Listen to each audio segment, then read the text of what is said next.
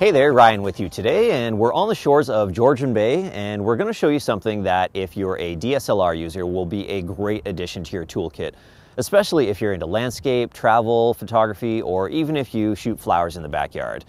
This is your new best friend. This is a polarizing filter, and we'll show you an example of what this does in a moment, but first I'll tell you a little bit about it.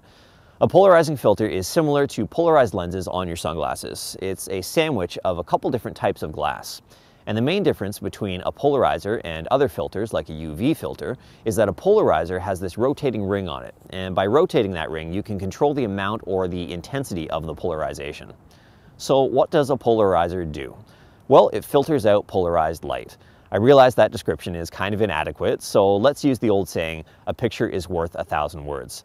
Here's a quick before and after shot of what a polarizer can do for your photos. So simply, a polarizer removes reflections on just about anything: water, glass, plastic, even foliage.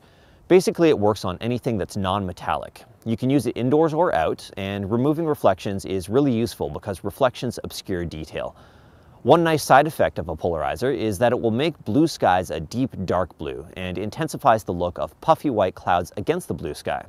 If you want your landscape shots to really pop, definitely try this out. In the case of water, it removes surface reflections, which often obscure stuff that's below the surface, so using a polarizer will let you see what's underneath. You can see the effect of a polarizer right in your viewfinder before you take the shot. Just rotate the polarizer as you look through the viewfinder to watch the effectiveness change. Now, there's a couple things to keep in mind when using a polarizing filter. Number one is that it's very dark, as you can see. This means that it blocks a lot of light from entering your camera, usually about 2 f-stops worth.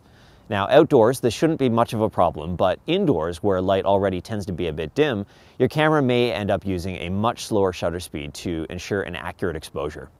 If you're using your camera in an automatic or program mode, it will compensate for the darkness of the filter on its own.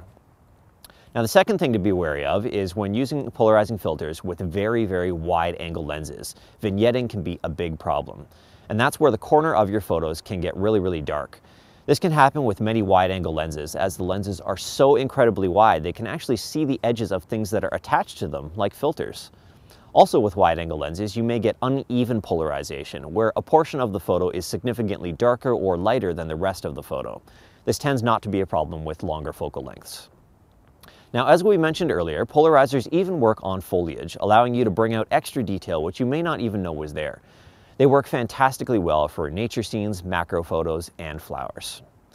So to recap, polarizers remove reflections on non-metallic objects such as water, windows, and even leaves and vegetation, which allows more detail to come through and allows your colors to look more saturated as their intensity gets hidden or isn't hidden by reflections.